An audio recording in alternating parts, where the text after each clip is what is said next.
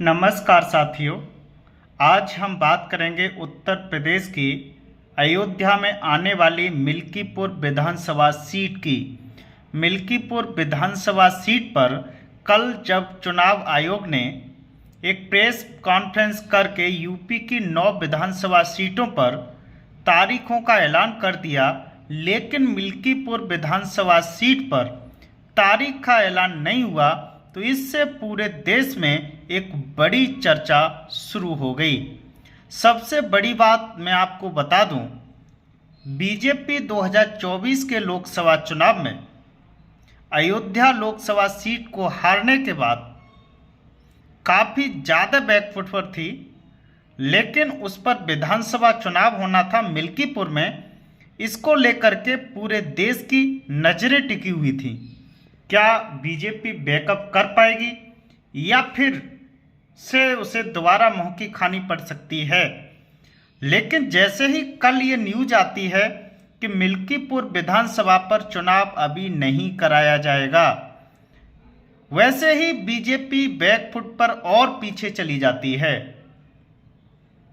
लोगों के मन में ये सवाल उठने लगता है कि अयोध्या लोकसभा सीट हारने के बाद बीजेपी अपने आप को कहीं ना कहीं मिल्कीपुर विधानसभा सीट पर कमजोर समझ रही है। और आपने देखा ही होगा, सपा के राष्ट्रीय अध्यक्ष अखिलेश यादव ने एक ट्वीट किया, उसमें ये लिखा भी, जिसने जंग टाली है मानो उसने जंग हारी है। तो इस तरीके का ट्वीट आने के बाद और ज़्यादा बीजेपी के लिए मुसीबतें खड़ी होना शुरू हो गई। लेकिन मैं आपको बता दूं, और आज एक नया ट्विस्ट क्या आया है मिल्कीपुर विधानसभा सीट पर। मिल्कीपुर विधानसभा सीट पर जो विधायक चुने गए थे 2022 में, अवधेश प्रसाद, जब वो 2024 में लोकसभा सदस्य निर्वाचित हुए, उनकी जगह जब वो सीट रिक्त हुई तो विधानसभा से बाकायदा एक नोटिफिकेशन को जारी किया गया। और इस बात की जानकारी वहाँ के जो उनके प्रतिद्वंदी थे, बाबा गोरखनाथ, जो बीजेपी प्रत्याशी थे, उन्होंने ये रिट दायर की कि जो उन्होंने एक हल्फनामा दिया, वो जिस वकील से बनवाया था उसका लाइसेंस 6 साल पहले निरस्त कर दिया गया था।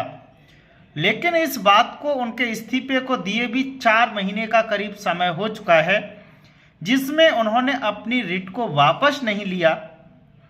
तो इस बात से ये माना जाने लगा कि बीजेपी को ये पता होते हुए भी रिट को वापस क्यों नहीं लिया गया, इसका कारण क्या रहा।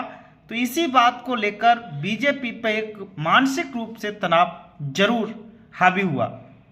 जिस तरीके से लोग उत्तर प्रदेश के 10 विधानसभा सीटों पर उपचुनाव लगा के उम्मीद बैठे थे, तो उसमें सबसे जो चर्चित सीट थी वो थी मिल्कीपुर अयोध्या विधानसभा सीट।